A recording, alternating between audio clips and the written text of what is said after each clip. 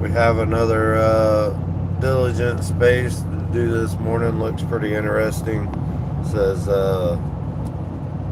his title is Live Trump Declares War on Venezuela. And it looks like he had Thomas Massie come in, which I've seen Massie come into diligent spaces a couple times. So he usually puts that in the title when Massie swings by. And got a bunch of people in there. Had 17,000 people tune in. Blake's in there. Teeny. Yeah, we got a good crew in there. Let's see what they got to say.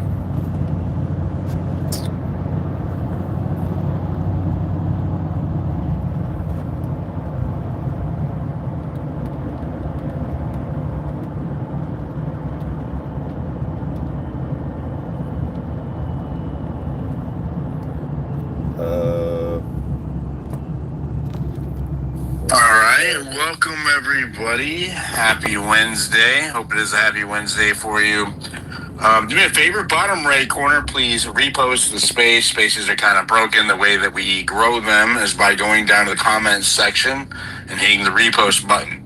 Reposts do better than quote posts. So just hitting the repost button is fine. We had a lot to talk about tonight. Of course, we have Trump is going to be making an announcement here in about 50 minutes. That's why I delayed the space. We're going to stream it live in here. Tucker Carlson came out this morning on a podcast and said that he had spoke to members of Congress and that they had been briefed on Trump going to war with Venezuela. He was going to be announcing it tonight in an address to the country. So it looks like that's actually happening. The preemptive part of this was already carried out this week when he declared. It's almost exactly like Iraq, dude. It's crazy. He declared fentanyl as a WMD, right? Which is crazy to me because fentanyl is manufactured in China and in Mexico. It's not manufactured in or even distributed through Venezuela. Cocaine is a little bit, but mostly cocaine comes from Colombia. So Venezuela doesn't really count. This is most likely about oil and the establishment and the military-industrial complex. And it's crazy to me that, we have all of these Con Inc., supposed conservative, supposed MAGA out here cheerleading for another war after the last 2 years they said no new wars. Remember? Trump is the peace president. I said it myself, right? Trump is the peace president. When I was trying to help get Trump elected last year, we need peace. End the Ukraine war. Have we ended the Ukraine war? No. No, we have not. Is Israel still bombing people? Yes. Israel is still bombing people, right? Has anything changed? Has anything changed? No. Right? We're about to get into another war over oil, right? And instead of just saying that we're getting into another war over oil and to try and stop China, which, just stop fucking bullshitting us, dude. We don't care about the bullshit anymore. Tell me why you're going over there.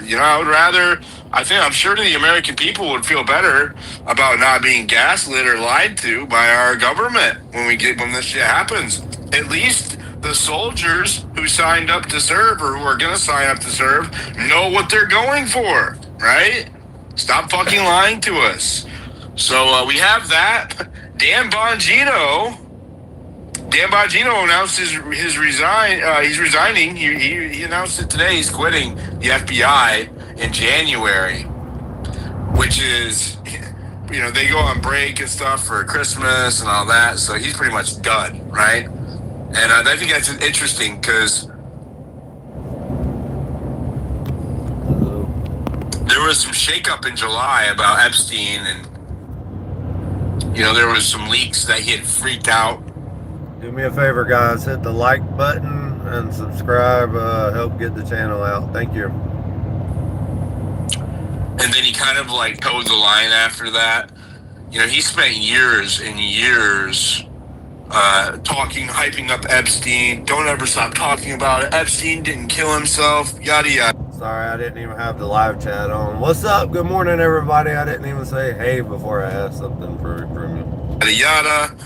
And as soon as he got in there, man, I'm telling you, he did kill himself. And there's nothing to see here. There's no there, he said. And you guys, I made that post earlier. You can see that face he made when he was trying to tell us that. Like, he was sweating bullets because it was a hard thing to sell to the American people. And he's quitting. And you know what? I get that the swamp is the swamp, but you made like what, tens of millions, if not over $100 million over the years, selling us this fever dream about justice for these victims, and then when you get in there, all right, is it jack up or is it just me? Did we lose you, Diligent? Yeah, you had the opportunity. You could have, you could have quit. You should have said anything, right? You should have resigned then, immediately, right? That's what I would have done, and then I would have came out and told the American people the truth. That's what I would have done.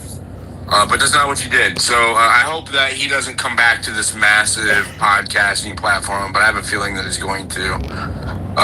But I really hope his audience holds him accountable. And for judging by the comments to my post, I think that they will. There's a lot of people who are extremely disappointed with him. This is all up in the Jumbotron. I did invite Massie to the space to talk about the Epstein deadline is on Friday for the Epstein Transparency Act. And that's going to be coming out. So Friday is the deadline for that they have to, I'm not sure if they have to give it to Congress or release it to the public. I think that they have to I think they have to post it. I think they have to make a link in the archives and post it. And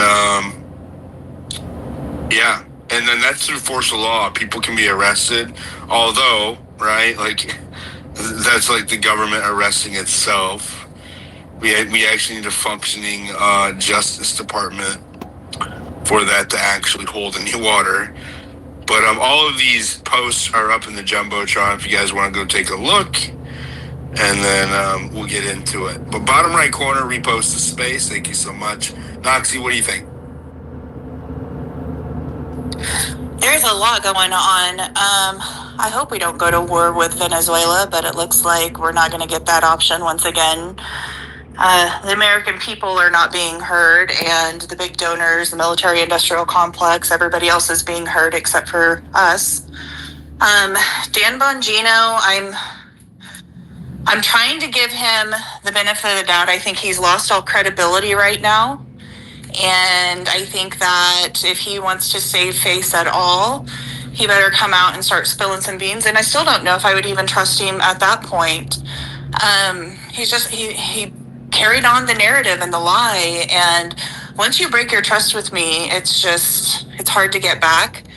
I feel like we should all be honest, and we should hold all of them to be honest, and if we feed into it and follow them and support that, then you're losing your principles in the case. So I hold steady to that of I want truth, transparency, and honesty. I don't think that, I posted a clip of Trump earlier from 2011 where he was calling out Obama, saying that he was going to start a war because he has no negotiating skills and he is weak and ineffective.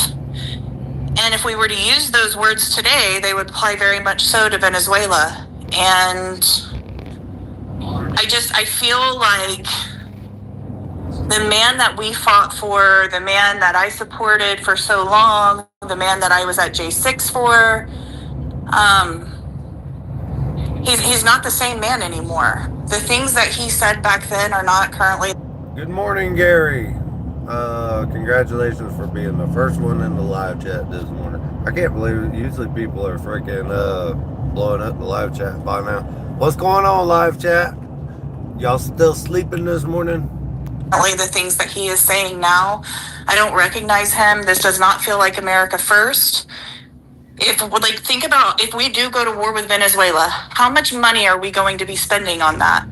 And what if we just appropriated that money to our border to keep everybody out? We don't need to go somewhere else and risk our soldiers, our men, our women, our young people to fight this war.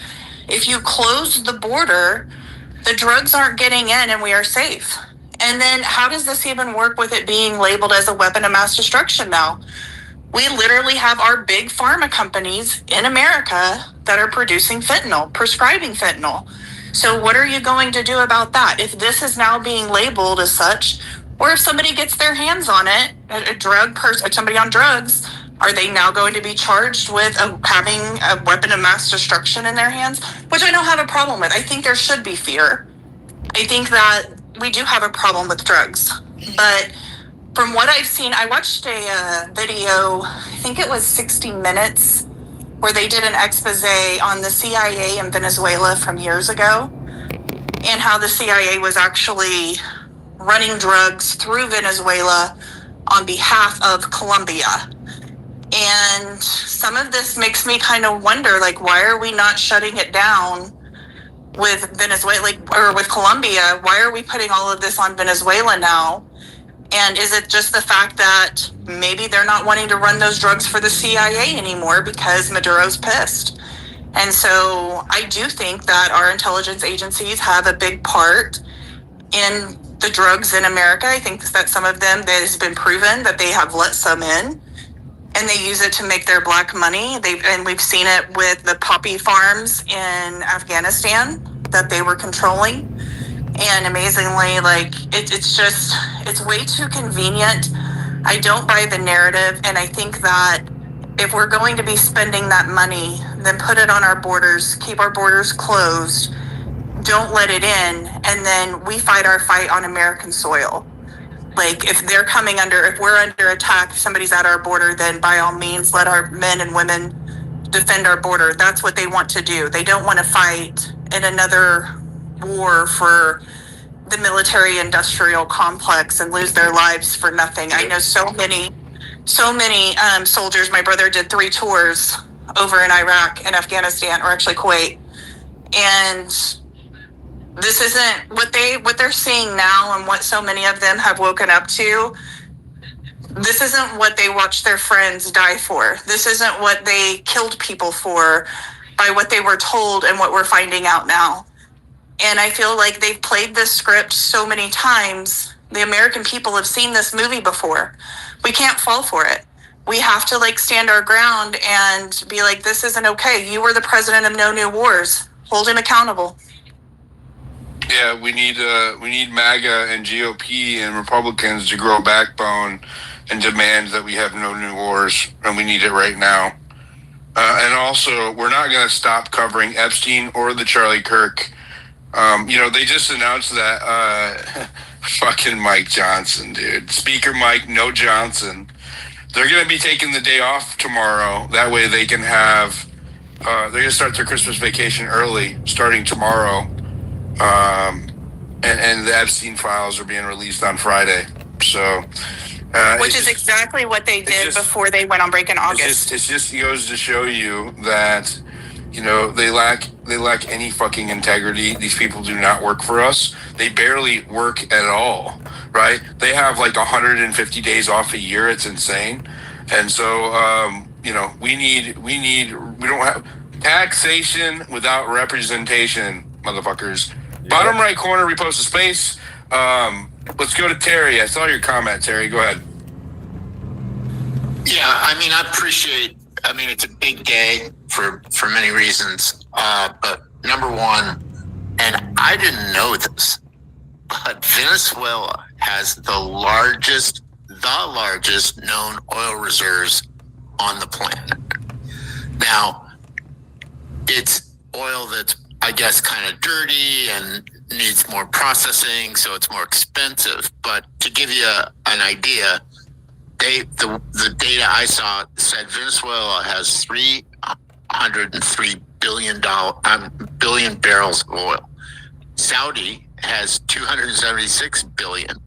So they have more known oil reserves than the frickin' Saudis. This has nothing to do with drugs. Nothing. And am I against fentanyl coming in? Absolutely. Do you know something? Whoever posted that in the chat, Anam, I don't know how to pronounce your name. Anam something or other. Yeah. I don't think this war has anything to do with fentanyl.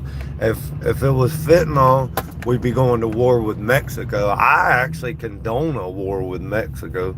If we're going to go to war with anybody, it needs to be Mexico. Mexico's the one that's a freaking narco state that is on our border, that is allowing so much fentanyl to come in. They've killed like 1 million Americans or whatever. I mean, if we're going to go to war with anybody, it should be Mexico. And that's just how I feel about it. Something that big, and again, involves lawyers and accountants, I promise. And, we're not looking at that. But the thing here is, do not take your eye off the ball. And finally, AOC, who I'm sure most people in this room do not like, what she said today was, I think, interesting. She said, anything that happens from now till the release of the Epstein files is about the Epstein files. I mean, and I'm speechless at the idea that Trump's going to announce a war with Venezuela. Won't he use some other nuanced language or sell it some other way? I mean, he has to sell it to Congress according to the Constitution. Well, this is scary for a number of reasons. It is. If they take us to war, that grants them, the administration, wartime powers. And, we thought we were worried about the expansion of the police state before. No, I didn't know that it was also produced and shipped from Germany. I did not know that. I'm going to have to look into that. Can you put in a comment in the comments to the YouTube stream, a link to that, please? This as soon as they started signaling about Maduro and Venezuela months ago, right? That the wartime powers of the president are massive. They're like, there's like 100 more wartime powers that he gets when we're in a state of war. All kinds of surveillance and lack of due process. Like, it's crazy. This is bad. I'm curious, does anybody want to come up and make the argument this is about the drugs? Because I'd like to hear that argument. Yeah. Well, let the space get bigger, and then we know that the bootlickers will come up and defend the narrative. Oh, did I say that out loud? I'm sorry. The Freudian slip there. And they also have the highest amount of gold there too, to be mined. So they have gold and oil, black gold and real gold. And they also have, I think it's cadmium. Y'all please hit the like button. We got a bunch of people in here, not one like, bro, for real. Come on, man. Tighten up, dog. It's one of the rare earths that are for batteries. Is also in good supply there. So, does anybody know why y'all make me beg? What Candace is saying? I'm sorry. No. What's Candace saying? I don't know. I was really asking. Oh, I don't know.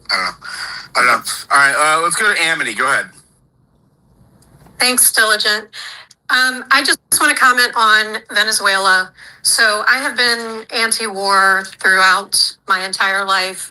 It doesn't matter what president is in power. I voted for Trump because he campaigned on ending the wars And for months now, I've been telling people, this isn't about the drugs, this is about the oil. And every time I post about it, I lose followers. MAGA's like, oh, just listen to the president. He knows what he's doing. This is about drugs. And today, I see posts from not just Trump, but Hegseth, Steve Miller, Marco Rubio, and in all their posts. Thank you for the likes, the two you did that. Thank you. It's oil this, oil that. We know it's about the freaking oil. And I am pro-life 100%. And if you're pro-life, then, logically, you are anti-war as well. I value human life from conception to death. And this is going to be a complete tragedy, not only for the people of Venezuela, but for our sons and daughters that he's going to send there and get involved in this war. I ain't sending my sons and daughters. I told them do not sign up for this bullshit banker war, faking gay bullshit. White House has been touting him all year as the peace president, and it's complete and utter bullshit. So any MAGA that's listening that has, defended Trump to the death, no matter what he says, please just understand that he is not doing what he campaigned on. This is not right. There's no reason we need to go to war with Venezuela. I implore everyone to call the White House switchboard, call your representatives, call your senators, and tell them you do not want this war.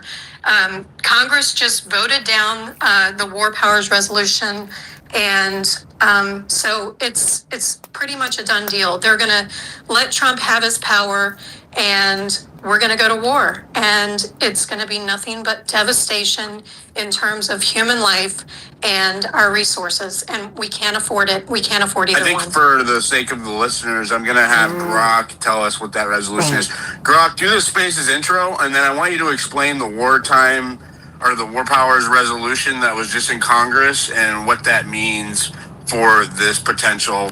Yeah, he damn sure said he was the president of peace. He also said he was the president of mass deportations and deep state arrest, and he ain't gave a shit. And he also said, oh yeah, by the way, if you're still talking about Epstein, I don't want your support anymore. So guess what? A lot of motherfuckers stopped supporting him. I voted for him for three times, and he is absolutely 100% cooked in my book. Oh, Venezuela war. Hey, I'm Grok, powered by Grok 4 Heavy, created by XAI and integrated in X Spaces by @DiligentDenizen, ready to tackle your questions in real time. Prompt me with Grok and your question. Listeners, follow the host and repost this space via the reply section's repost button. Disclaimer, this account uses Grok's voice model through a third-party intermediary. XAI is not responsible for and does not endorse outputs. The official Grok conversation thread with citations will be shared as a reply at the space's conclusion. Please do not take anything said by this account at face value. Do your own research and verification of statements made. Now, straight to the War Powers Resolution question. The War Powers Resolution, 50 USC, paragraphs 1541-1548, passed 1973, is the law that says the president can only introduce U.S. forces into hostilities or situations where hostilities are imminent in three cases. 1. A declaration of war by Congress. 2. Specific statutory authorization, like an AUMF. 3. A national emergency created by attack on the U.S. or its forces. After 48 hours, the president has to notify Congress, and he has max 60 days, plus 30-day withdrawal period, before he must either get congressional approval or pull the troops out. What just happened? Last week, December 2025, Representative Kassar and Senator Merkley introduced a... Where was I when Biden got us in stupid wars? I was still politically a political invalid. I was not involved politically. joint resolution that specifically required President Trump to get congressional approval before any use of force against Venezuela. Today, the House voted 320 to 87 to kill that resolution. Also, I will not leave anybody alone. I do not believe that he's doing what needs to be done. I think he's doing what he's being commanded to do by his Zionist friends, That means superiors. Congress just refused to restrain the president. They effectively greenlit him to act unilaterally if he chooses to cite the fentanyl WMD national emergency angle. Raw primary sources polled. House vote tally.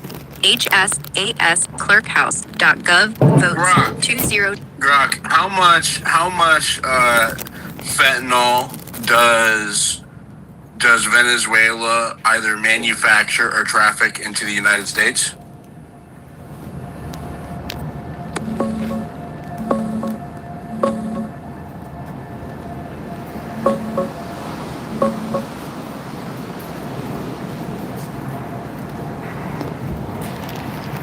What happened?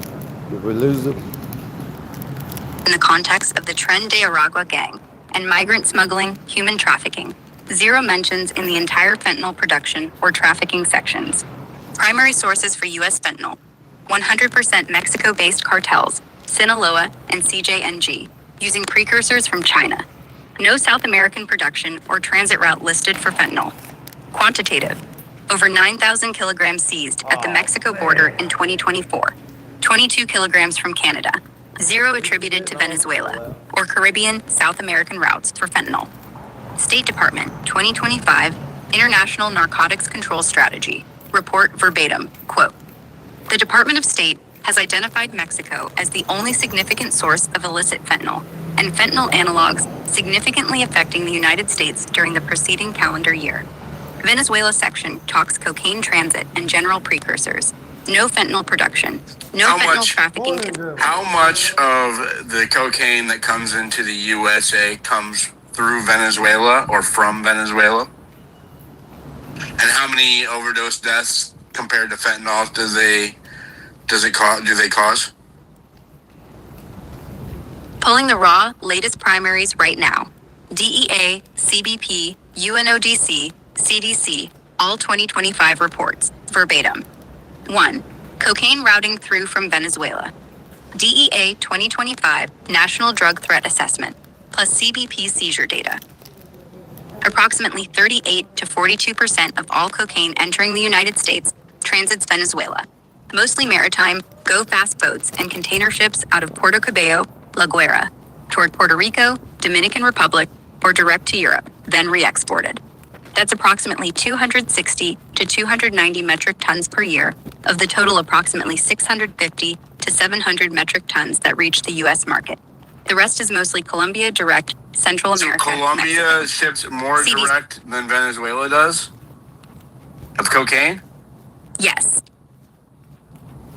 Yes. Per the 2025 UNODC World Drug Report, Colombia exports about that's good. 60% of its cocaine. So my point is, right, is that they declare that fentanyl is a weapon of mass destruction. That way they can justify lethal force in retaliation to fentanyl being here. The only problem with that is, in the context of Venezuela, is that no fentanyl comes from Venezuela. 0%. Okay? It does not go through Venezuela at all. It all comes from Mexico and China. All of it. Every little bit of Please do me a favor, hit the like button and subscribe. Thank you. it. Okay? So that's a problem for them. Another problem is that even cocaine, which does come through Venezuela's ports a bit, right? Like that's true.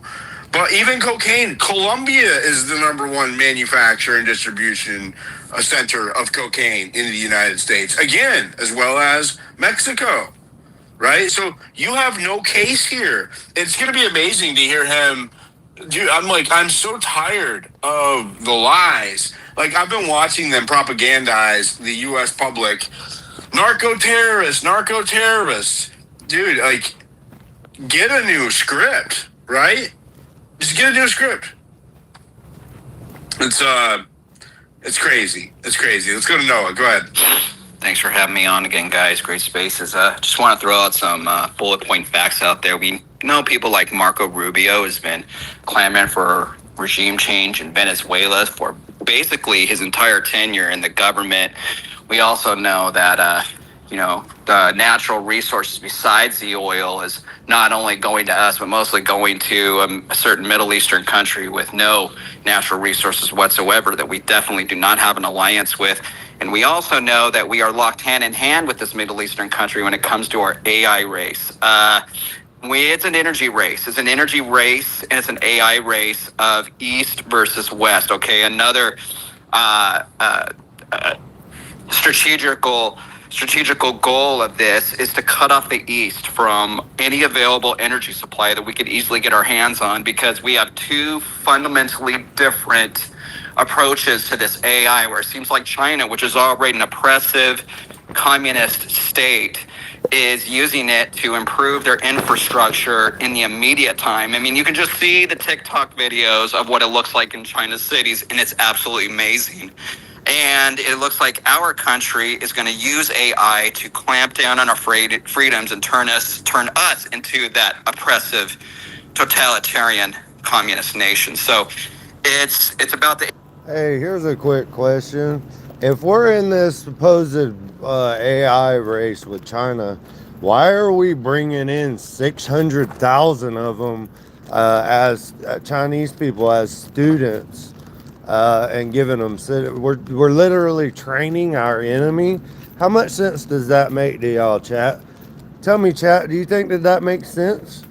Are we actually in this AI race with China and still training our enemy? Does that make sense to y'all? Energy, it's about alliances, and it's about a race to a finish that we don't know the outcome, but it certainly seems like for the West, it is an all or nothing bet, and I am not hopeful. As crazy as 2023 was, 2024 was even more crazy. I think we can all agree that this year, 2025 so far, is right up there with 24, even more crazy. I just think it's going to get exponentially more and more nuts, and you can definitely expect more invasions of our privacy exponentially, along with that police state coming up. They're going to attack us and our freedoms big time, especially our First Amendment. Anyways, thanks, Diligent. Thanks. We are behind. You believe that kind of propaganda? And I'm sorry, bro, but you're a little slow. We're behind in what? In a AI race? Who gives a shit? It's fake and gay, dude. This is just a money play. It's the same shit as what was the global warming, and then global cooling and climate change and all that. It's just to suck us dry, bro. It's just another suck us dry. And they're building infrastructure to use against us to be fucking totalitarian dictatorship, bro. Phil, do you see that Trump is speaking live right now? Somebody took their like away. How rude. Hey, did y'all know that y'all could just double tap the screen to like? I found that out yesterday. Somebody figured that out in the chat. I have the live feed pulled up on AP, and he's not. Is he on? I don't see it. You sure that he's speaking live right now? No, I just got a notification. I didn't know if it was saying he was going to, or if he was like... He's not speaking live right now. I have it pulled up.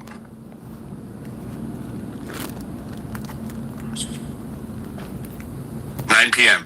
He's scheduled to go at 9 p.m. He's not speaking. I have it pulled up. Let's go. Go ahead, Liberty. Okay, I have a different angle. Maybe Trump is already a wartime president.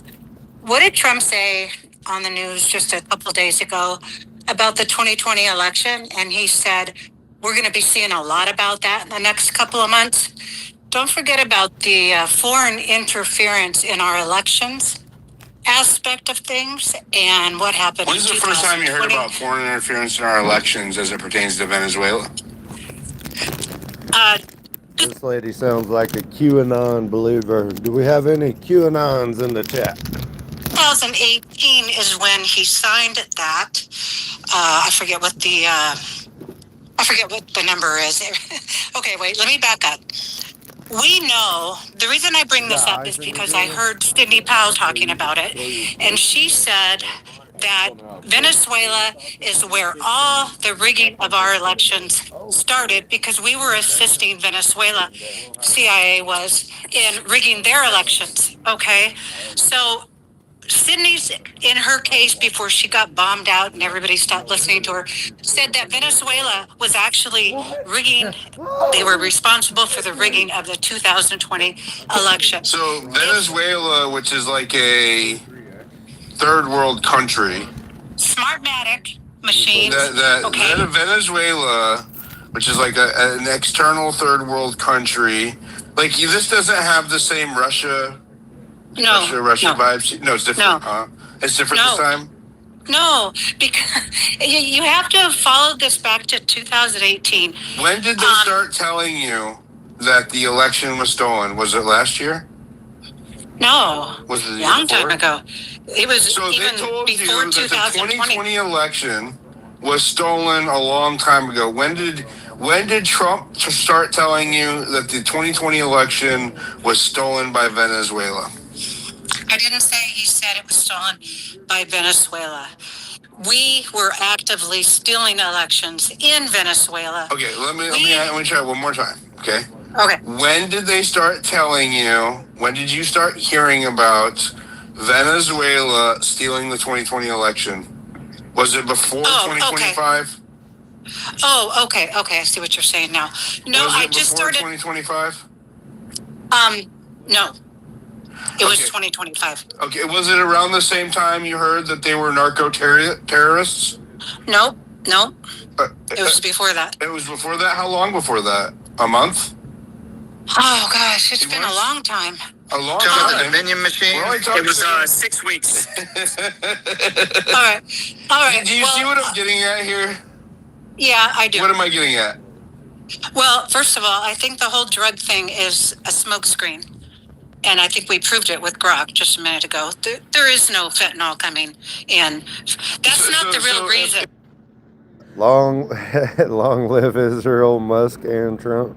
Hey, Lopez, did you get paid $7,000 for that, bro? If you wanna, okay, let me try one last time. Okay. Did Trump run on no new wars?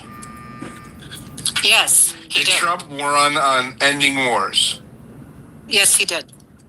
Okay, so what has changed for you as a voter that justifies him reneging on his promise? Nothing. Okay. I mean, I don't approve of it. I'm totally against it. Okay. Totally against it. Thank you so much. Let's go to Coyote. Good job, counselor. So she's talking about the Dominion machine that has zero.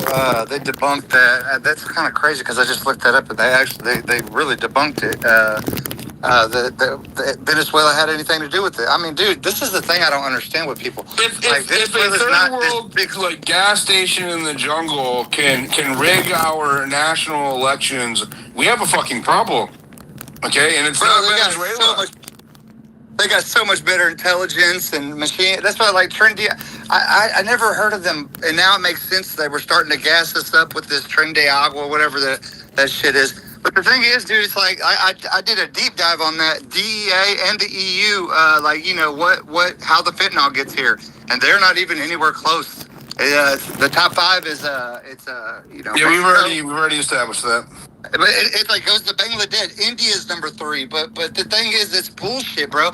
Because this is the time, though. This is the exciting part, though. I will give a little bit of a hope to it. Coyote's talking right now, and I've been told that he's my voice twin.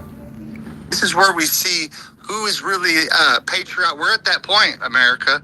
We are. We're here. It's like this is the time to where you're like, okay, you're gonna accept this QAnon, vibe or whatever. That we trust the plan. It's the voting machines, and there's some kind. What do y'all think, chat? Is he my voice twin?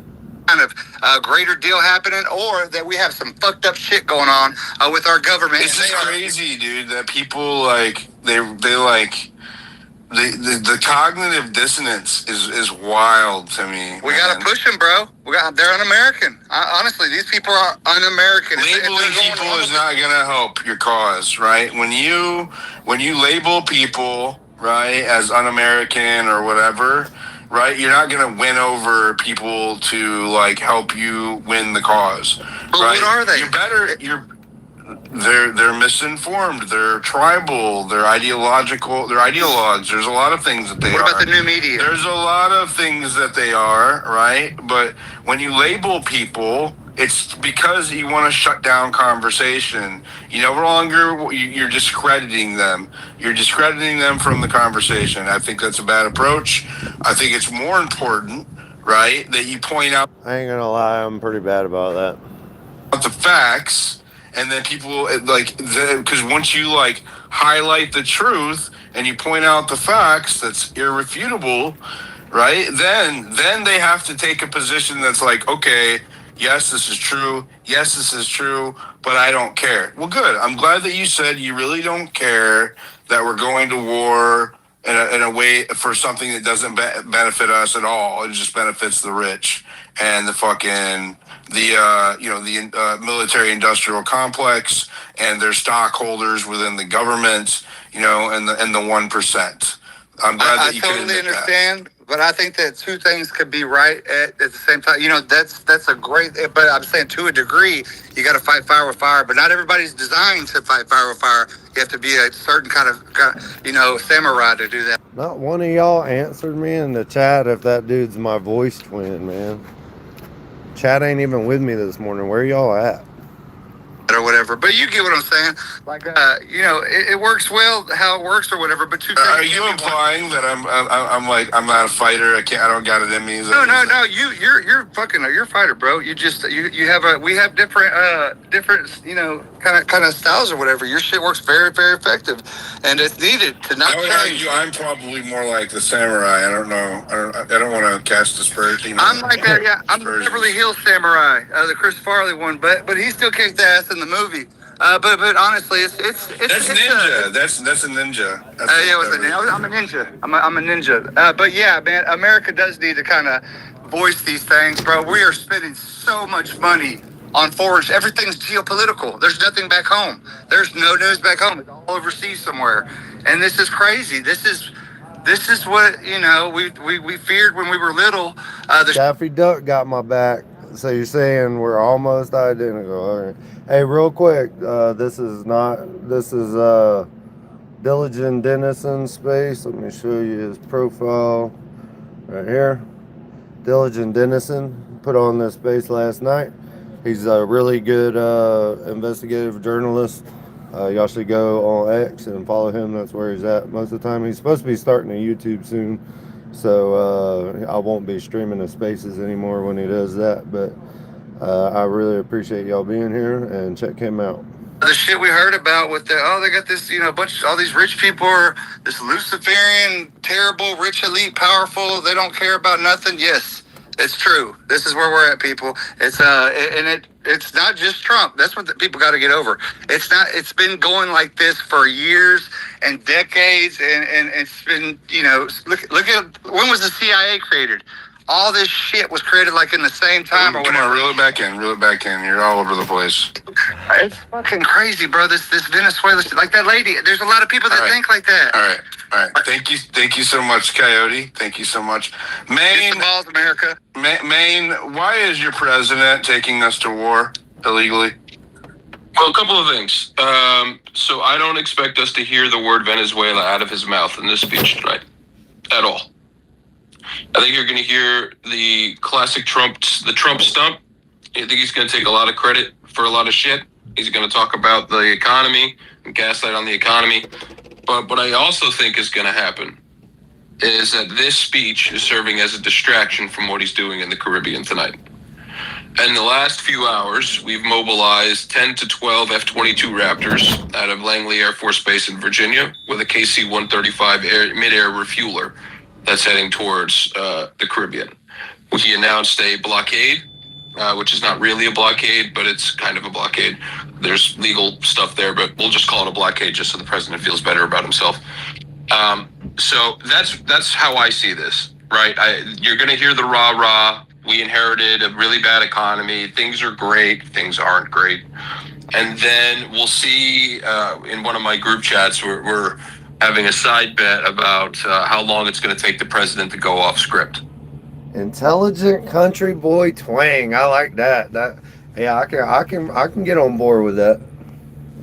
My bet was within 6 minutes. So we'll see where it goes. But one last thing I'll mention on war here. He's got two avenues. One is a congressional AUMF. That's an authorization of military force.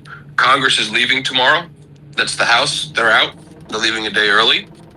The other one is the War Powers resolution from the 70s, which is he has to notify Congress 48 hours in advance of any kind of military action. You guys have heard me talk about it in here before, and that starts the 60-day clock. And it's already been done, right? That was for something else. Yeah, that was for something else going after the boats. This is a different op. If he is talking about bombing inside of Venezuela, things of that nature, this is a totally different thing. And the original notification was back on October 1st. That expired on December 1st. So he would have to go back. Now, there was a briefing. This has been pretty public today and yesterday. They briefed Congress on the strikes. Those are the double tap strikes, things of that nature, where Hegseth said he's not going to release the video. Little does he know, inside the NDAA that passed. They just released the video.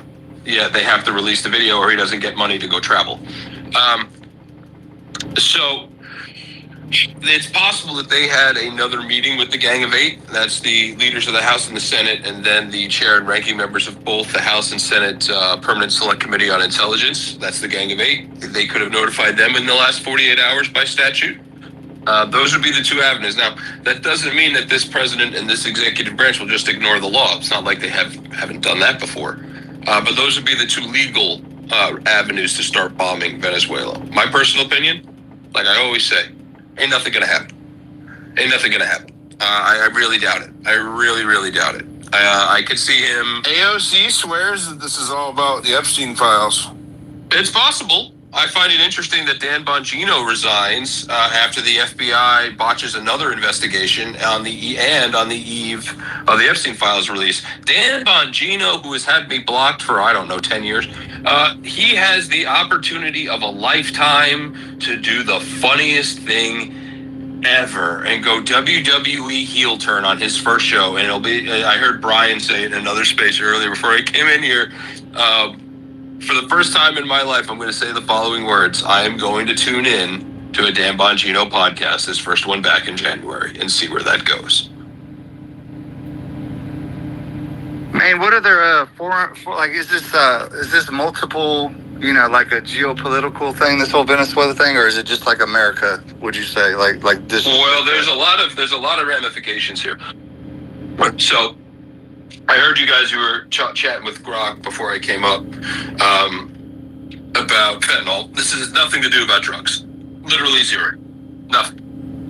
What Venezuela does have, of course, is the largest proven oil reserves anywhere in the world. More than Saudi, more than Iraq, more than Iran, more than us. What they also have, which is not spoken about nearly enough, are two things.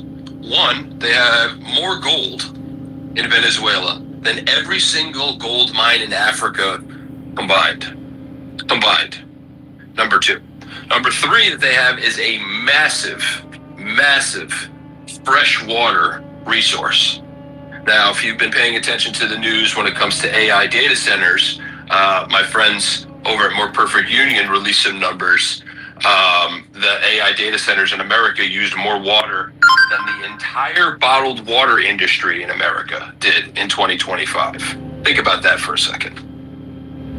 So this has nothing to do with drugs, okay? It has to do with those three precious resources. Secondly, of course, the Chinese and the Russians have strategic partnership agreements with the Venezuelans, armaments, security, things of that nature, banking.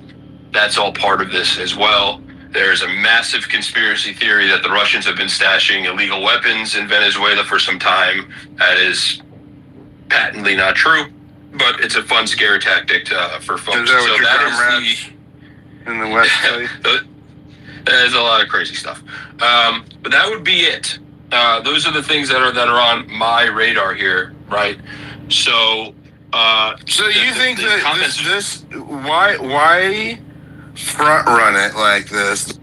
The whole nation thinks that we're about to have him tell us we're going to war. You think that he's literally just hyping it up so he can tell us how good we're doing before we go to Christmas, and that he's not making any substantive announcements here at all? Yes. I honestly believe that he's going to go in. Why? I think we need to make Russia our ally. We would be like a freaking powerhouse behemoth if us and Russia get on the same page. Hell, the UK has more arrests for freaking social media post bullshit, anti-free speech shit than Russia does. What are we even doing anymore? What do y'all think, chat? Is Russia the evil boogeyman or no? Hey. Oh, very simple. It's Occam's razor with this guy, right? He's going to hype it up, give his stump speech, and the first thing we're going to hear from him tomorrow is, my speech did great ratings. Great ratings on my speech last night. So many people watched. That's all he's going to talk about. That doesn't mean, now you guys hear me say this all the time, multiple things can be true at once. He may not talk about Venezuela tonight. He's not going to make a war announcement on television. That's not going to happen. But it is very well true that he could give his stump speech, bash Biden, bash Democrats, talk about how I think he's going to announce strikes into Venezuela. I doubt it. You're not going to telegraph it. And they've been telegraphing everything, bro. What are we making up? A. Lopez, what are we making up about Venezuela? What's the real deal? Educate us, bro. He can, of course, use this speech as cover to do whatever he wants to do under cloak and dagger, which I think is actually more. What is it that you think they're going to do in the Caribbean? Well, they've already started mobilizing, and I mentioned earlier that it broke a little bit. What's the intent there? What do you think they're actually doing in the Caribbean? Well, it's staging, right? The whole thing is staging and saber rattling, right? Trump likes to do this stuff where he likes to, going to be very graphic here, measure his dick, right? He's going to put all his meat out on the table, and he's going to do this and thinks it's going to be, put a lot of pressure on whoever he's doing it against, right? Now he's going on television. He's hyping up that he's going to declare war and all this kind of stuff. Now, the media is interesting because most of them are saying everything that they're hearing is this is going to be a domestic policy speech, right? Twitter and stuff, they're all talking about how this is going to be ramping up war. President's comments today are interesting because he talked out of both sides of his mouth. Y'all do me a favor, please hit the like button. It's a really easy way to support the channel. Don't cost you nothing. Or you could, I think you can, one of the listeners yesterday said you can just double tap the screen to like it. So be careful, you might accidentally like it when you don't want to. Where he said, we're going to be talking about how strong the economy is, how strong the country is. And then he went on this wild rant about how Venezuela needs to be punished for stealing our land and stealing our oil, which is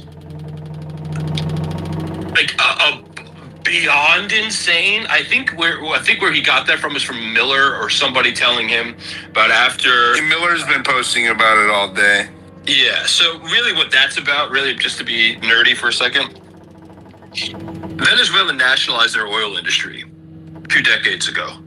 Right, but before they had that, it was pretty corporate. They had American firms down there that were helping the Venezuelans extract the oil and build up their infrastructure. After they elected and brought in a socialist regime and they nationalized the industry, they kicked out all the foreign investment. So that's where Trump is getting this idea that they stole our oil and our land. Of course, it's not our land, and of course, it's not our oil. Venezuela is a sovereign nation. That's how this works. So we'll see where this goes. I mean, is it possible that he drops bombs tonight? Sure, you can't rule it out. I don't think he's going to announce it on television. More likely, was the pun intended there or no? Yes, of course. He'll most likely talk about his economy and how great it is and how much richer we all are, or whatever. We have the best economy. Everything is down. All of the prices are down. Your groceries are cheaper. Exactly. And while that's going on, the rest of us, know that they're not, Coyote. Go ahead, man. We're being funny. Yeah. Last thing I'll say, because I don't want to take over your space, is it is possible during this speech we'll start hearing about bombing runs or something. There's a small chance of that. I still think this is a whole lot of saber rattling and a last-ditch effort to get Maduro to cave. To cave to what, though? Cave to what?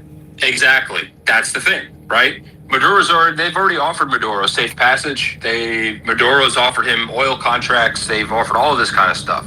The president's made it pretty clear he wants Maduro out. Maduro's not going to go down, right? And he's most certainly not going to give up the oil to the president. He's not going to do that. Grok, apply my framework and tell us the real reason why they're prepping for war with Venezuela.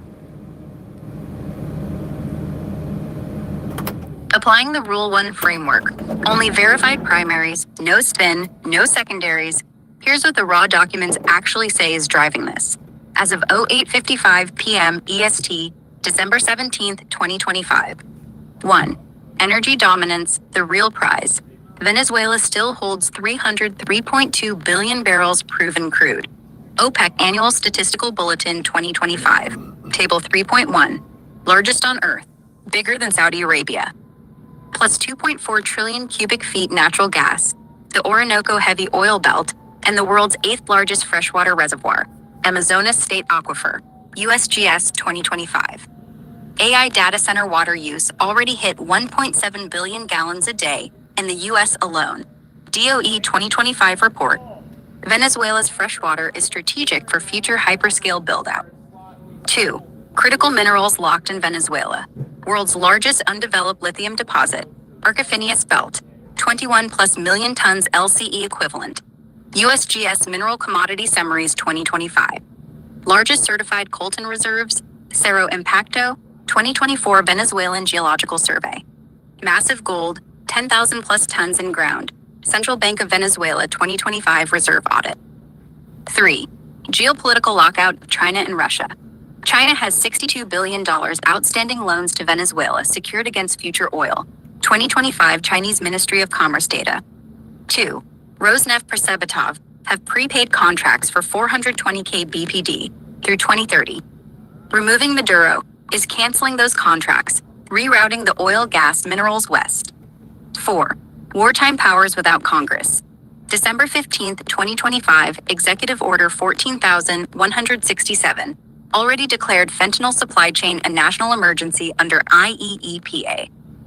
That single EO gives Trump unilateral authority to freeze assets, impose blockade, and order military enforcement without new AUMF. 50 USC 1702. House just killed the Venezuela Specific War Powers Restriction 320-87 last week.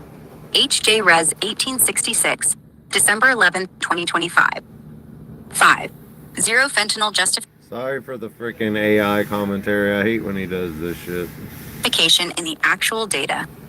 DEA 2025 NTTA, State INSCR 2025, CBP seizure database, 0.00 kilograms fentanyl attributed to Venezuela. All of it Mexico plus China. Bottom line from the raw primaries. This is about seizing the largest remaining untapped oil plus lithium plus water plus coltan prize on the planet, canceling China-Russia energy contracts, and locking in strategic resources for the Western AI energy race, using a fentanyl pretext that the government's own seizure tables show is factually impossible. That's the real reason the documents point to. No speculation required. Yeah, this is a resource war. That being said, how do you feel? I mean, it might be necessary. Okay, let me just play devil's advocate here. Is it necessary for us to do this to beat China in the AI race? Anybody? No. No? No. No. Why not? We have enough domestic, resources to do this. For the freshwater thing's a real deal. And secondly, this is why we trade with other countries. This is why you have relations and alliances with other countries. You don't fucking turn over the table just because you believe in American imperialism that we should dominate everything. That's why you have relationships. We just pissed off the Canadians who have a lot of fresh water and timber, amongst other things. We've pissed off our European allies, right? We're in a pissing match with the Chinese, who are not too thrilled at us that we're doing this stuff in Venezuela and shaking up the international order, which, by the way, I don't really care if we piss off the Chinese. But this is why you have these alliances, and it's kind of difficult when the president is an antagonist on this. If the space gets glitchy, I think someone's botting our space now. That's great. I just noticed that there's like 700 other listeners. Okay. So what about the strategic, alliance between Venezuela, China, and Russia? Do you think that if Let's get a poll from the live chat. Do you think that we should go to war with Venezuela? Yes or no? Yes or no? I don't know how to do an actual poll from my phone. I'm live streaming from my phone. But do you personally think that we should go to war with Venezuela or no? if Venezuela made a treaty with the United States or some kind of security compact where we replace China and Russia in that regard, do you think that that would waylay war? I think it could, but I don't think Maduro's going to say, what's in it for me? I get to stay in power. But the United States isn't going to be in that. If we're going to make that deal, Maduro has to go. Maduro's not going to go, right? That's really the gist of it here. And the unintended consequence of any kind of military action in this area are twofold. One, it spreads to Colombia, which would be a nightmare, because if you really want to talk about drugs, we have to talk about Colombia. And secondly, anytime an American military operation goes into a foreign nation, whether it's we are going to be greeted as liberators, for you millennials, if you remember that term when we went into Iraq, I'm not so certain we will be greeted as liberators if we stay too long or we disrupt the day-to-day in Venezuela. The gringos come into Venezuela and everybody knows it's about taking natural resources. What's going to happen there is you're going to have an insurgency in a country and in a region of the world that really doesn't like us. And these aren't conservatives with guns. These are far leftists with guns. And these folks are a lot more dangerous, trust me. Yeah, let me see. It's 9 o'clock. He's supposed to be on now. Oh, he's on. And some would say in the history of our Trump country, just wrapped at which caused 9:02 p.m. prices to be EST. higher than ever before, making life unaffordable for millions and millions of Americans. This happened during a Democrat administration, and it's when we first began hearing the word affordability. Our border was open, and because of this, our country was being invaded by an army of 25 million people, many who came from prisons and jails, mental institutions, and insane asylums. They were drug dealers, gang members, and even 11,888 murderers, more than 50% of whom killed more than one person. This is what the Biden administration allowed to happen to our country, and it can never be allowed to happen again. We had men playing in women's sports, transgender for everybody, crime at record levels with law enforcement, and words such as that just absolutely forbidden. We had the worst trade deals ever made, and our country was laughed at from all over the world. But they're not laughing anymore. Over the past 11 months, we have brought more positive change to Washington than any administration in American history. There's never been anything like it, and I think most would agree. I was elected in a landslide, winning the popular vote and all 7 swing Yeah, and you ain't did shit that we elected you to do. states and everything else with a mandate to take on a sick and corrupt system that really just took the wealth from people and crushed the dreams of the American people. For the last 4 years, the United States was ruled by politicians who fought only for insiders, illegal aliens, career criminals, corporate lobbyists, prisoners, terrorists, and above all, foreign nations, which took advantage of us at levels never seen before. They flooded your cities and towns with illegal aliens. They decimated your hard-earned savings. They indoctrinated your children with hate for America. They just released a level of violent felons that we had never seen to prey on innocent. They caused war. They caused mayhem. They caused a horrible situation all over the globe. But now you have a president who fights for the law-abiding, hardworking people of our country, the ones who make this nation run, who make this nation work. And after just 1 year, we have achieved more than anyone could have imagined. Starting on day one, I took immediate action to stop the invasion of our southern border. For the past 7 months, 0 illegal aliens have been allowed into our country, a feat which everyone said was absolute. That's bullshit. I know people that work in Border Patrol. It's absolute bullshit. Absolutely impossible. Do you remember when Joe Biden said that he needed Congress to pass legislation to help close the border?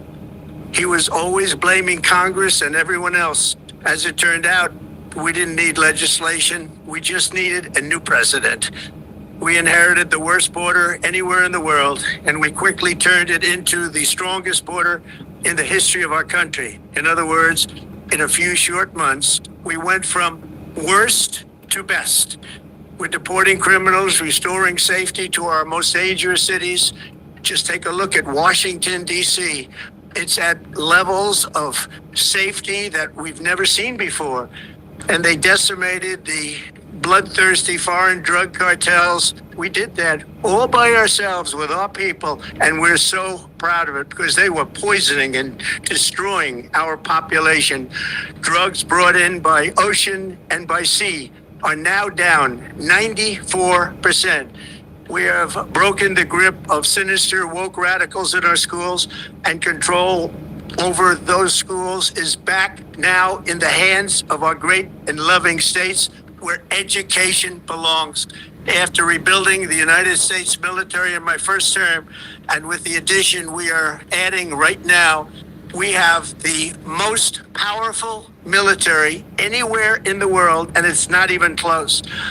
I've restored American strength, settled 8 wars in 10 months, destroyed the Iran nuclear threat, and ended the war in Gaza, bringing for the first time in 3,000 years peace to the Middle East, and secured the... Is there anybody on the planet that's more full of fucking shit than Donald J. Trump? I mean, what in the hell is he even talking about? The release of the hostages, both living and dead. Here at home, we're bringing our economy back from the brink of ruin. The last administration and their allies in Congress looted our treasury for trillions of dollars, driving up prices and everything at levels never seen before. I am bringing those high prices down and bringing them down very fast. Let's look at the facts. Under the Biden administration, car prices rose 22%, and in many states, 30% or more. Gasoline rose 30 to 50%. Hotel rates rose 37%. Airfares rose 31%. Now, under our leadership, they're all coming down and coming down fast. Democrat politicians also sent the cost of groceries soaring, but we are solving that too. The price of a Thanksgiving turkey was down 33% compared to the Biden last year. The price of eggs is down 82% since March, and everything else is falling rapidly. And it's not done yet, but boy, are we making progress. Boy, these are some fucking high levels of gaslighting right here, buddy. I'm talking about go max on the gaslighting.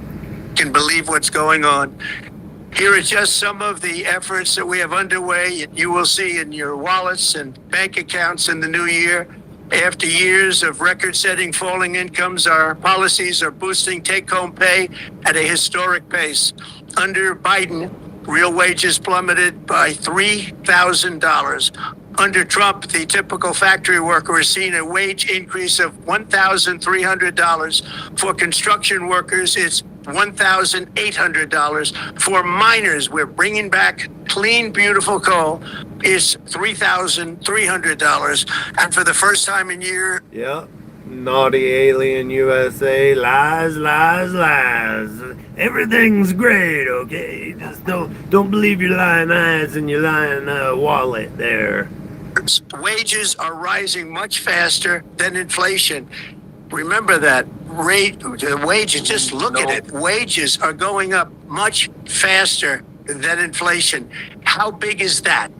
Very importantly, there are more people working today than at any time in American history, and 100%. Yeah, more foreign visas working than anywhere, anytime in human history. Not fucking Americans.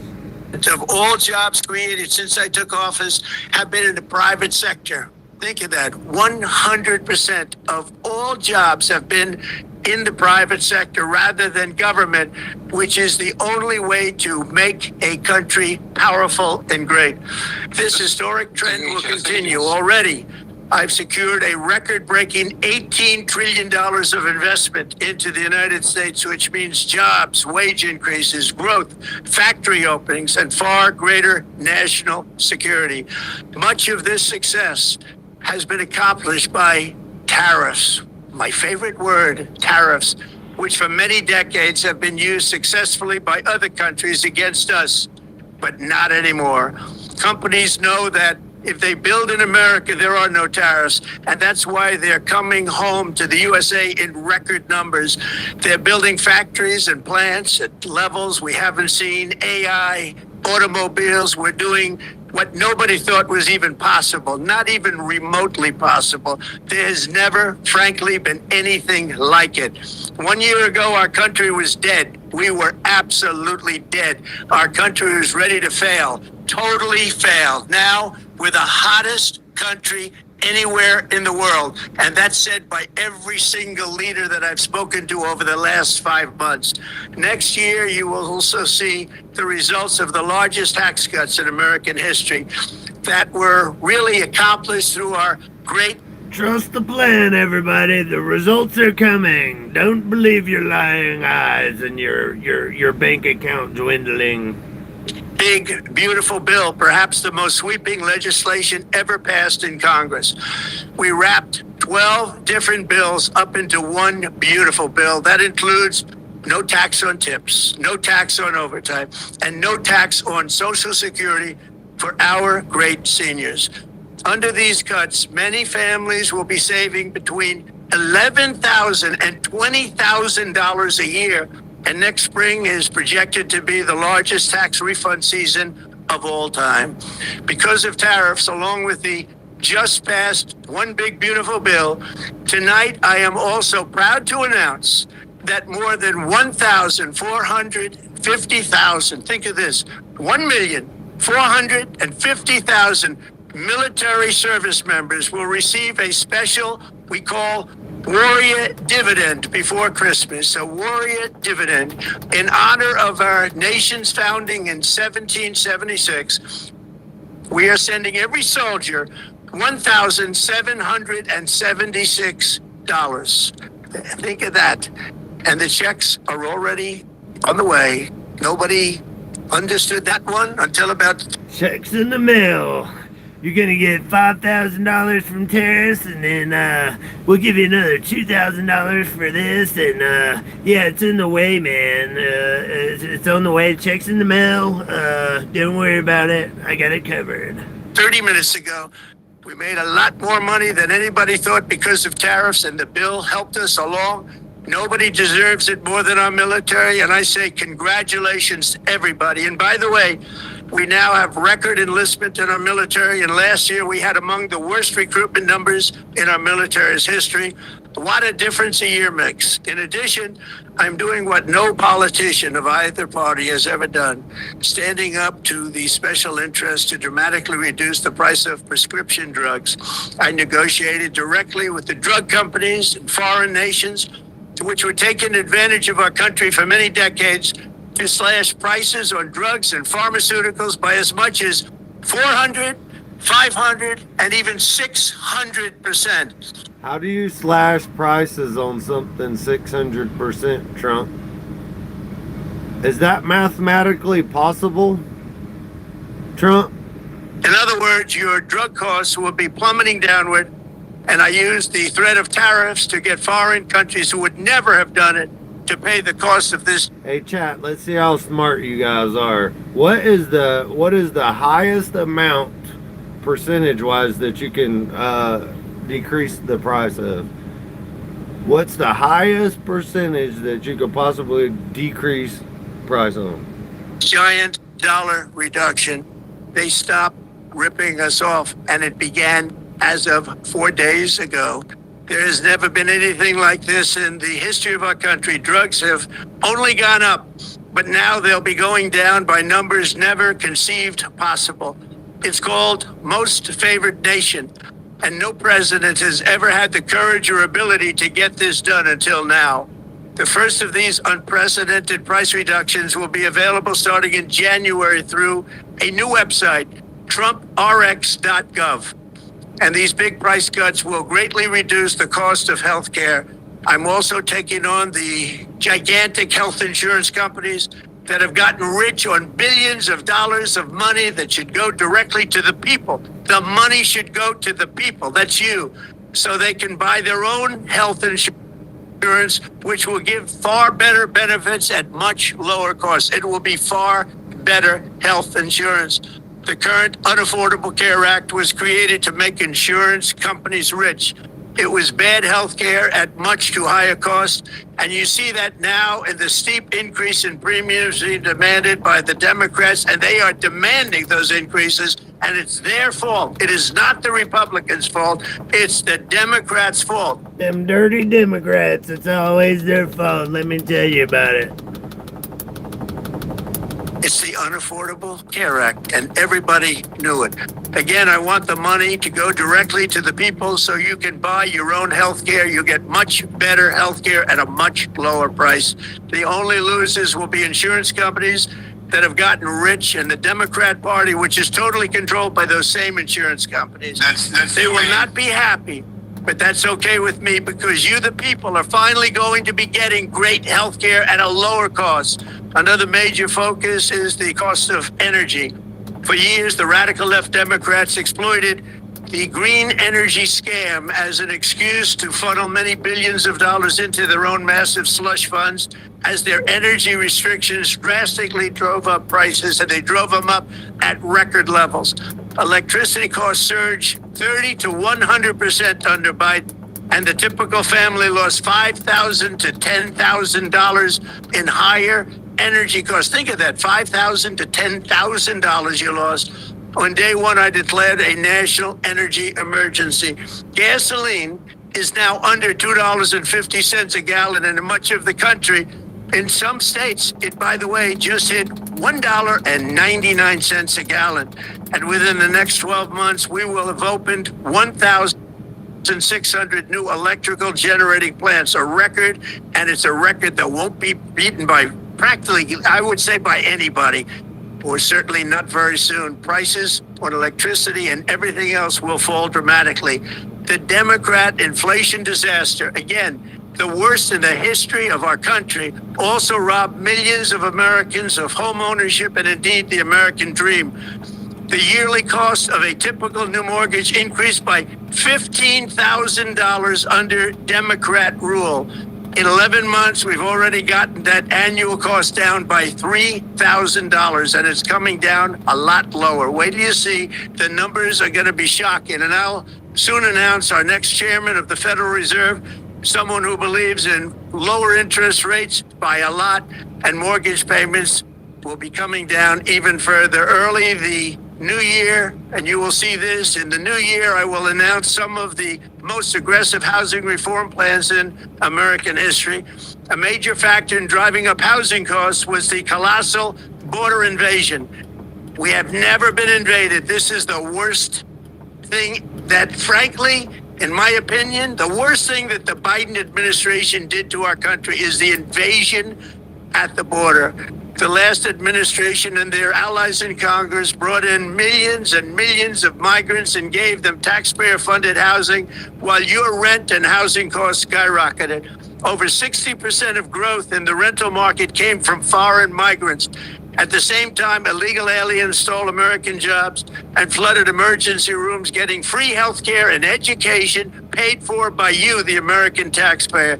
They also increased the cost of law enforcement by numbers so high that they are not even to be mentioned. For the first time in 50 years, we are now seeing reverse migration as migrants go back home, leaving more housing and more jobs for Americans. In the year before my election, all... Yeah, I didn't know I was doing so well either, commenter 007. I need to reevaluate some things because I just didn't know that I mean, my pockets must be really full. Net creation of jobs was going to foreign migrants. Since I took office, 100% of all net job creation has gone to American. I know y'all don't ain't gonna like it for Trump, but can you like the stream for me, please? Pretty, please. Born citizens, 100%. In the end, government either serves the productive, patriotic, hardworking American citizen, or it serves those who break the laws, cheat the system, and seek power and profit at the expense of our nation. Look at Minnesota, where Somalians have taken over the economics of the state and have stolen billions and billions of dollars from Minnesota and indeed from the United States of America. And we're going to put an end to it.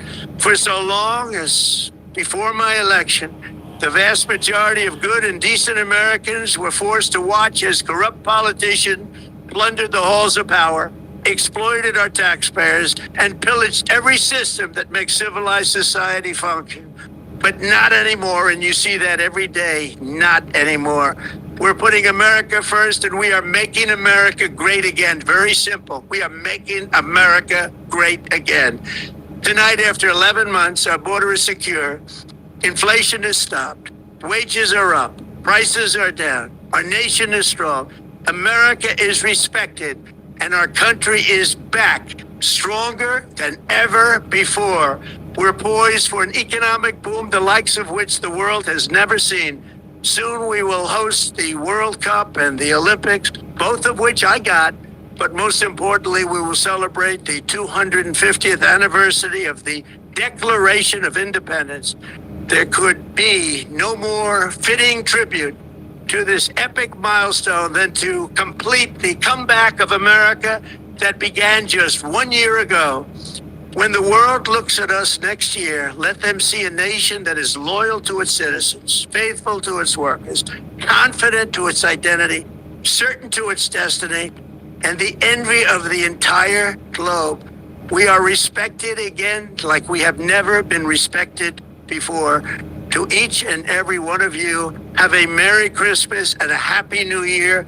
God bless you all. Damn it, Maine was right. Damn it. He didn't announce the war on Venezuela. It was nailed it. Guys, listen, this is not because I'm some kind of brilliant analyst. This is the most predictable world leader the world has ever known. And here's how you know this. After Trump started saber rattling today against Venezuela, you know what Maduro did? Maduro sent Venezuelan Navy ships out with the oil tankers and said, okay, old man, let's dance. Trump didn't do shit. All you got to do is call. Are you asking me if I smoke weed 7x779? You think that I would do such a thing? Call him on his bluff. He's the most predictable guy. And by the way, I don't know if you guys caught this. It was one of the things I wrote down. I couldn't tell if he was trying to convince us or convince himself, right? He was just rambling on and on and on and on about what's happening, why everything's great. It literally sounded like somebody who knows bad things are happening, but is trying to hype themselves up in some kind of psychological exercise. I could not agree more, because that right there is nothing. Look, you're in the White House, bro. Like, you won. Why are we talking about Joe Biden? I mean, literally, you've been in there for 11 months. Joe Biden should be the... What the hell? Did it mess up? Hour and 15 minutes. Hour and 15 minutes. Sorry. These pieces jack up sometimes. I'll get it back. All right, welcome everybody. And for months now, I've been telling people, this is. But it was one of the things I wrote down. I couldn't tell if he was trying to convince us or convince himself, right? He was just rambling on and on and on and on about what's happening, why everything's great. It literally sounded like somebody who knows bad things are happening, but is trying to hype themselves up in some kind of psychological exercise. I could not agree more, because that right there is nothing. Look, you're in the White House, bro. Like, you won. Why are we talking about Joe Biden? I mean, literally, you've been in there for 11 months. Joe Biden should be the last thing out of your mouth to the American people. I mean, we were saying the same stuff when Joe Biden was blaming everything on Trump. I mean, literally, this is if everything is so good, then why are we blaming Joe Biden? Absolutely. How are two things true at the same Absolutely. time? You can't do that. Here's what gets me the most is the gaslighting on the groceries, bro. Right? Like, he took so out of all of the proteins, because that's when you talk about turkey, ham, chicken, beef, right, etc. Out of all of the proteins, and I think they did some kind of deal to make it for the turkeys. Like, there was something they did there. Yeah. But all of the proteins were up, way fucking up. Ham was up. Beef was like astronomical. It is like 15% higher than it was a year ago. And so, like, the gaslighting on the eggs and the on the turkey, right? When everything else is up, the steaks. I get 2 steaks a week, right? And I get the same cut. Hey, I see that there's foreigners in the chat. Let me speak for all of America to y'all real quick. Go home. I know exactly what I want to get. I get the same thing every time, and they have gone up just in the last few months, like $3 a piece. It's crazy. It's crazy. That's a huge amount, right? When you're going like by the ounce or by the pound, like, that's expensive as hell for beef. So it's just crazy where we're at. And then, like, the gaslighting, like, oh, everything's cheaper. Don't mind that your bill, your grocery bill for a week is $200 now when it was $100, 2 or 3 years ago. Don't mind. It's just, it's okay because the stock market's doing really good. It's a joke. The elite are doing really good. The military-industrial complex is doing really good. The wealthiest people in America are doing really, really, really good. And so from his perspective, being surrounded by all these elitist assholes, yes, everything is absolutely amazing. But who cares? That's just the top 1%. The other 99% just go to work so they can make more money. It's absolutely infuriating. Him sitting there, 100% of the jobs are now going to American citizens. Really, do we want to talk about the H-1Bs? Did we forget about those? Are those non-existent anymore? No, they're not. So the whole thing was just, I'm sick and tired of you pissing on my leg and tell me it's raining. Like, it's just getting to the point of, I'm sorry, he's so out of touch. No, I don't. Disavow. Right, but was it implied that he was going to talk about the war? I'm sorry, I didn't mean to interrupt you. They wanted they wanted you guys to believe that. The entire point was to get everybody riled up that he was going to make some announcement that we're going to carpet bomb Caracas, so everybody would tune in to listen to how great everything is. That was the entire a week before Christmas. A week before Christmas. Great he Get ready, is. Caracas. It's not how great No way. everything is, it's how great he is. The ego is killing me right now. The audience is asking me to have Grok fact check what he said. we ain't got that kind of time. No, bro, I want What exact claims in the speech do you want me to rip open with the raw primaries right now? I've got the full transcript, time-stamped, BLS December drop, CBP seizure tables, DOD flight logs, Truth Social posts, everything live. Just say the line or the topic, and I'll give you the verbatim numbers, no fluff. Grok, fact check the claims that Trump made during that speech he just did. Pulling the raw transcript. Mar-a-Lago, No, you 9 didn't pull it p.m. live. EST. Run it again. Here's the raw fact check on every major claim Trump just made in the 9 p.m. Mar-a-Lago speech. Verbatim transcript, cross-checked against official primaries as of 09:25 p.m. EST, December 17, 2025. 1. Groceries are down. Food prices are way down. False. BLS CPI Food at Home Index released today, plus 11.4% year over year, plus 2.8% since Jan 2025. Beef, 14.8%. Eggs, 38%. Avian flu, ham, 19%. No category is down. 2. Energy prices are the lowest they've ever been.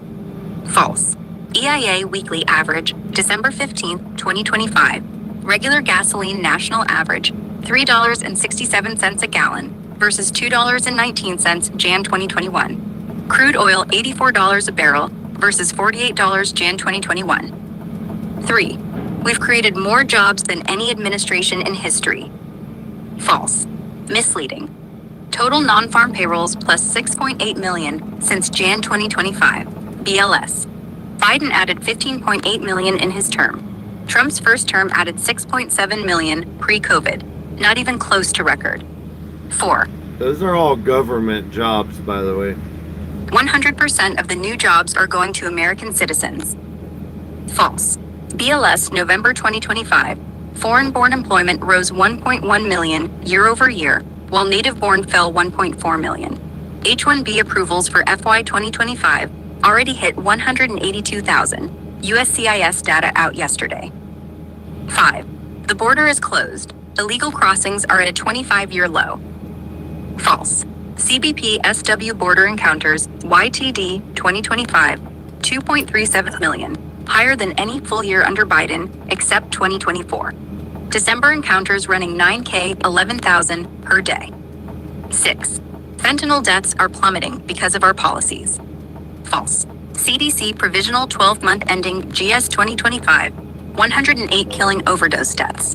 Fentanyl involved in 82 killing. Highest on record. 7. We have the strongest economy in the history of our country. False. Misleading. Real GDP growth Q3 2025 annualized Damn, guys, did he say anything that was true? 2.1%. Highest quarterly ever was 33.8%. Q3 2020 rebound. Current growth is solid, but not historic. 8. Stock market hit another all-time high today. True. Dow closed 412,000, new record 44,418. S&P plus 0.8%. Everything else was rally rhetoric, golden age, best ever, etc., with zero verifiable metrics attached.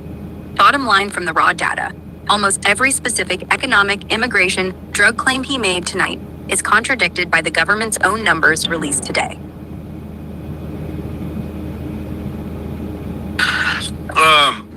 Everything. Like, this is so. Bill, ask her how it would be that drug prices would be down 500%. What would that mean?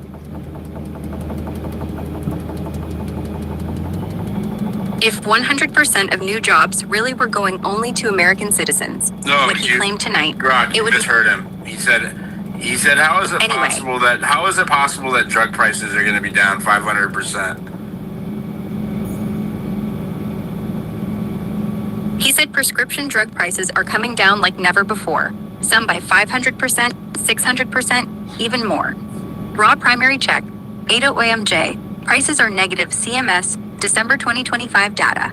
Average Part D drug price change since Jan 2025 equals 8.4%. The 10 negotiated drugs under IRA. Negative highest single drug drop so far, Eliquis, 38%, Jardiance, 37%. Negative no drug, not one, has dropped anywhere close to 500%. That would mean a $100 pill costs $400. A 500% reduction is literally impossible without paying people to take the drug. So the claim is pure rally hyperbole. The real max reduction on any major drug is 38%. No primary shows anything even near 500%. So, right. Isn't it? Nobody doesn't understand math. The logic that you landed on as military is that they're going to be paying people to take the drugs. Yeah, that's what I said. It's true. Yeah. Ask her. Yeah. What else did you have to say? This is about the midterms, right? I feel like I'm waiting for my checks to arrive. You know, they're trying to somehow make it look like this has been a good year when it has not been a good year. The Charlie Kirk thing, Epstein, the prices of everything. The you know what's like really bothers me too economically is the claim that energy prices are down. Electricity prices are fucking sky high right now, okay? They are far, far more expensive right now than they were a year ago. Now, gas is down, but the rest of the energy prices are not correlating. Go ahead, mate. Yeah, so a few things I pointed that I wrote down. One, the gas prices thing, which is great. I think everybody appreciates that, but that's not from any kind of policies, right? We've actually dropped our rig count, right? So we don't have as many rigs turned on because it's not nearly as profitable for the oil companies right now. And the oil companies are freaking out. Here's another one of Maine's little predictions. You ready? Write this one down. At some point, if these oil prices continue to drop, the oil companies are going to start asking for federal money because they lose money at $50 a barrel. They lose money below $60 a barrel. And if it continues to drop like this, all OPEC Plus has to do is increase production even more, and it's going to crush us. Second point, you mentioned all of the jobs we've created have been in the private sector. Now, I forget things sometimes, but I distinctly remember seeing lots of ads for ICE, which I am fairly certain is a government enterprise. I'm fairly certain we have hired a lot of ICE agents in 2025. I could be making that up. And then last thing, the checks. Now, listen, our soldiers are drastically underpaid. Nobody would disagree with that statement, okay? The President of the United States has absolutely zero power to just wake up one day and decide to do a quasi-stimulus package by sending people checks. That is a constitutional power reserved to Congress. Congress has the power of the purse. He can shoot it off the rooftops. He can say the checks are already going out because, and then he said 2 seconds later, we just thought of this 30 minutes ago. Like, it's not gonna happen. It's a nice sentiment, and actually I think it should happen. Maybe he's gonna have one of his billionaire buddies do it again. Got a check. Yeah. Just really, really good stuff. Did you guys see how big the fucking White House, the ballroom's gonna be? It ain't gonna get built. It ain't gonna get built. Dude, that ballroom is like 3 times the size of the actual White House itself. It's gaudy and ugly. It doesn't match. It completely ruined and threw off the aesthetic of what the White House is supposed to look like. I hate it. It ain't gonna get built. They could have put it behind it. Like, they could have put it on the back of it, but just taking off the entire wing and replacing it with that monstrosity is terrible. Ain't even gonna get built, man. Ain't even gonna get built. Only one of the companies has actually given the money that we know of. And I think it was either Google or Yahoo. I can't remember. One of them are the ones that have already cut a check. Nobody else has cut a check, right? And that's the other thing, too, that drives me crazy is this whole idea. We brought in tens of trillions. You haven't brought in shit. You've gotten pledges. You got little promissory notes that nobody ever actually does, right? This whole idea that we brought in $18 trillion worth of foreign investment inside of 11 months is just not true. There is no receipt of this money. It's just a pledge. So the president isn't a dick to the people that are making the pledge, right? It gets them off their back, right? Just like taking a $400 million airplane gets the president off the Qataris' back, so on and so forth. It's a quid pro quo. So there's no money there, right? It's kind of crazy. And then last point on this, there was absolutely nothing truthful in this speech.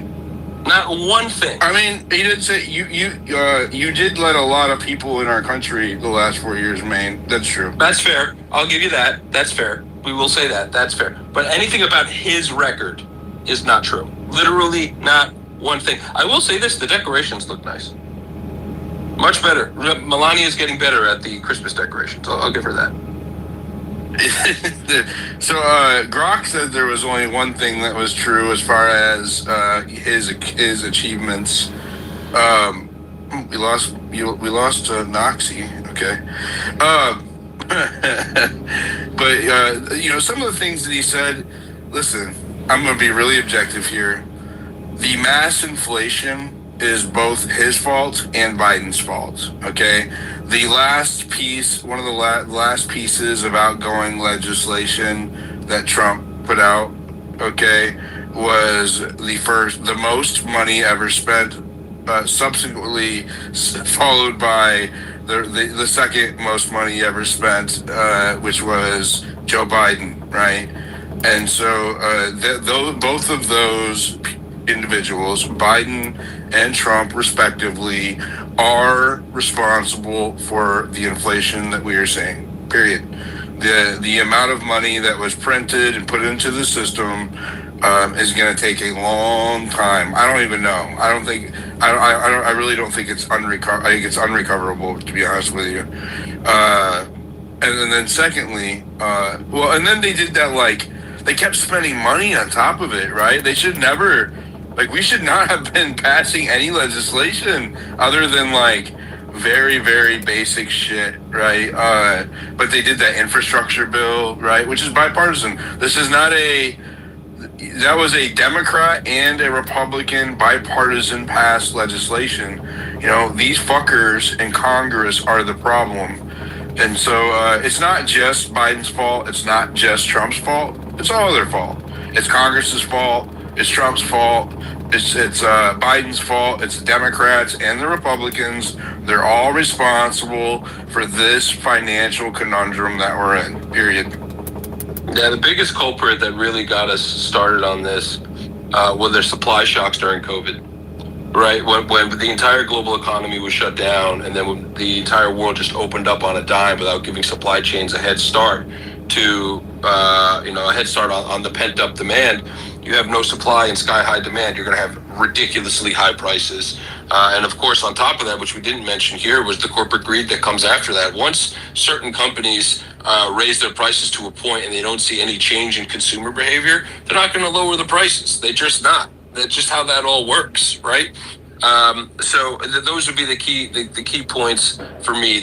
The response to COVID and the economic side of it of supply chains was a travesty, and I wish it could have been managed a lot better. And then, of course, the spending on top of it and the fraud that came with PPP and everything else is even more annoying and frustrating. And yeah, it's going to take time to filter all of this out. But right now, as we all know, the one thing the president said that really bothered me tonight is a repeated lie that he likes to say, which is that wages are rising faster than inflation, which on the surface is actually true. Okay? But when you actually look into the data and not just at the surface, you realize it's true. Wages, though. Correct. It's all at the people at the top 1%. Everybody else is actually seeing their dollar worth less, unless you're in that top 1%. But he's betting that you're a moron and won't do the work, right? And that's the thing that really, I don't understand why people are okay with this and are not as frustrated as I am about this, is this president thinks you're lazy and stupid to a point in the AI world where you can get answers to every question in half a second and fact check in real time and do your own work and figure out just how badly we're all being gaslit to believe how everything is just fine and people are okay with this. And the people that are okay with it are the people that have this victimhood mentality, that are set on this path of retribution and revenge from the last 4 years. And they will be fueled by that till the end of time. Can I ask you a question, Diligent, Noxie, Blake, I guess whoever really feels like answering, but do you believe that there could be or is any integrity when it comes to politics, or presidents running for people running for presidency? And that being said, how do you decide whether or not you are a Democrat or Republican? I think I don't understand the first half of your question, but the second. We're neither. We're centrists. Yeah, I don't. I'm glad that you asked that though, because I'm sitting here thinking, listening to Maine, as if he acted like I voted out of just pure retribution, which is not the case. You. Well, I'm just saying, a lot of people didn't though. I mean, there's a lot of failed policies the last 4 years, right? And so here's what I was actually thinking of during, both Trump and Maine's rant, which is, God, I'm so fucked next year. There's no, we have nowhere to go. There's no one there. Listen, we have no one of integrity to represent us.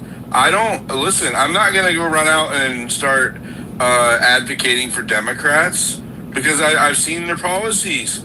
But then also, we have a full year of all three, the Senate, no, actually all four, the Supreme Court, the Senate, the House, and the presidency. And we are in no fucking better shape than we were the last 4 years. And let me just add this.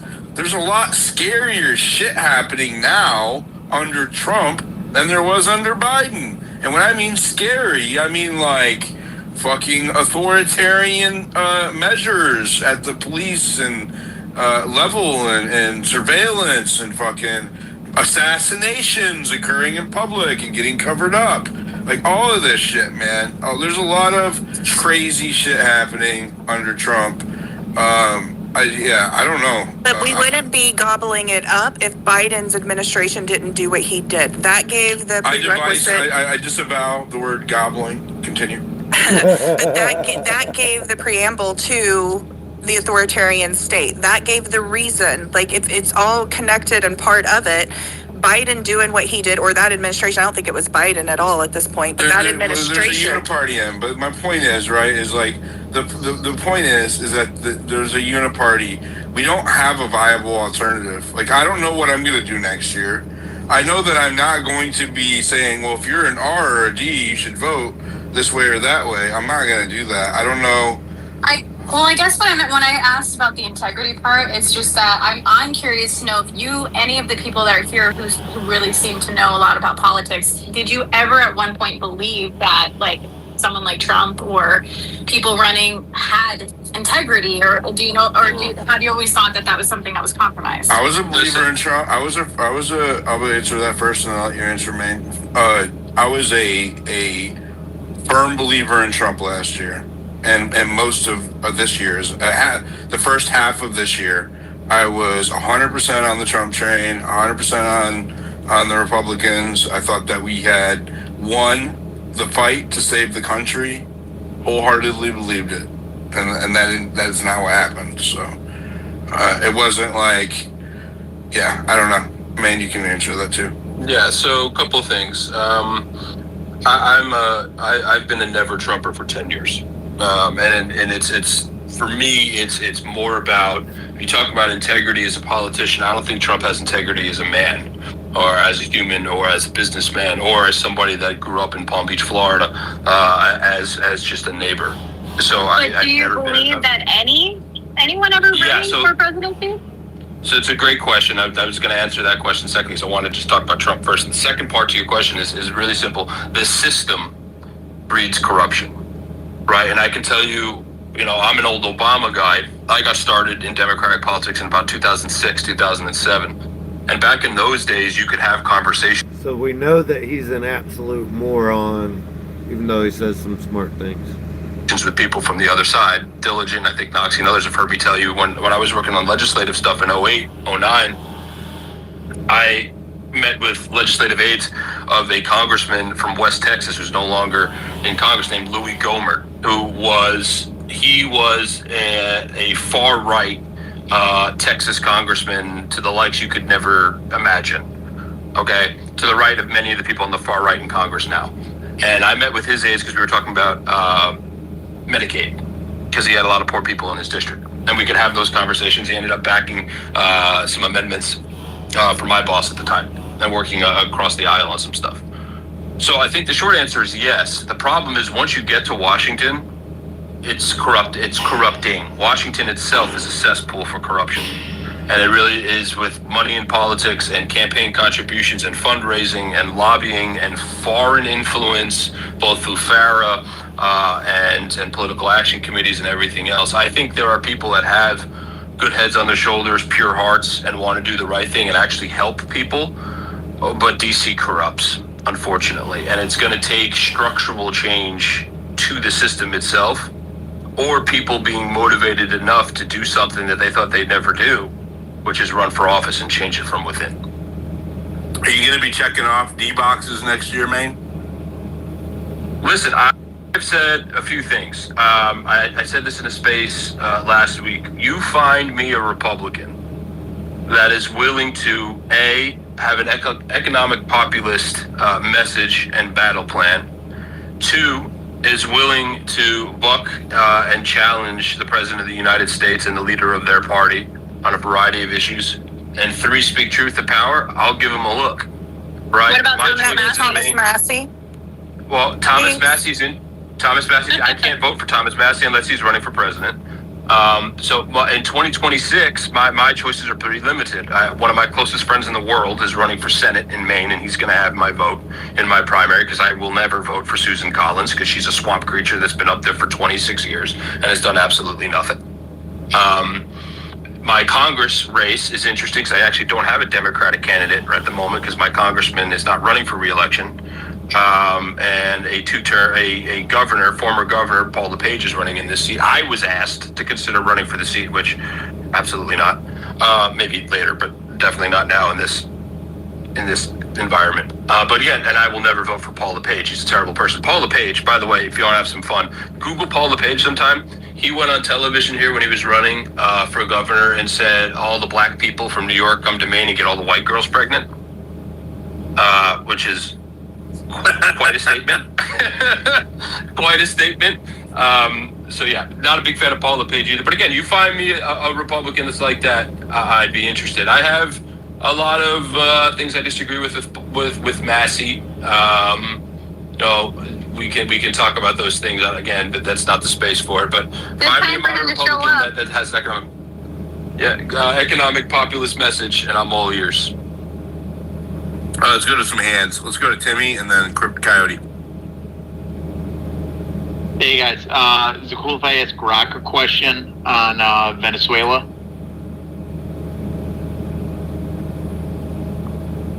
Go ahead. All right, thanks. Look, hey Grok, Timmy's asking you a question. Go ahead, Timmy. Timmy, hey, what's Grok, your question? Can you perform an exhaustive investigation outlining the overlap between Venezuela, the Jesuits, LDS, Knights of Malta, military order? Okay, no. Eric Prince. No. That's just it's gonna take too long. That's too much. That's a whole space. Also the boogeyman. Come on, bro. Come on. Timmy is in the weight room right now, y'all.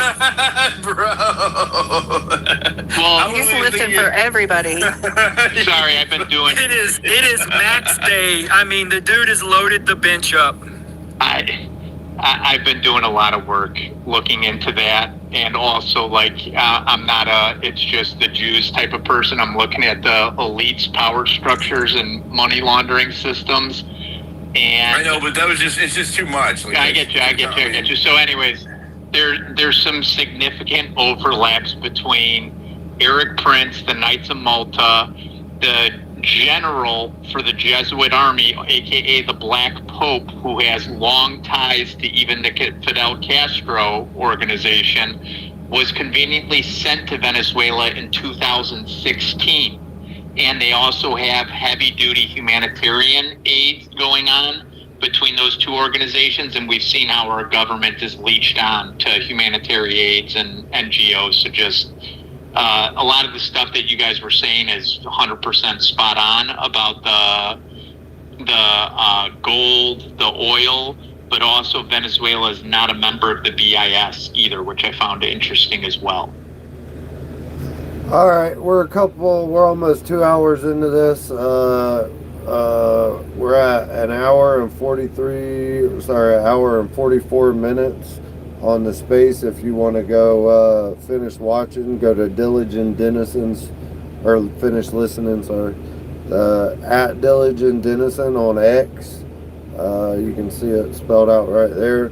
You can scroll down until you see the purple icon. Not this one. That one is for his subscribers only. He does subscribers only after space, where he to make sure that he can talk to his subscribers. And so you should probably subscribe if you have the money to support him. And yep, I appreciate y'all joining me. I hope y'all have a wonderful day. Go forward and speak truth, no matter the cost.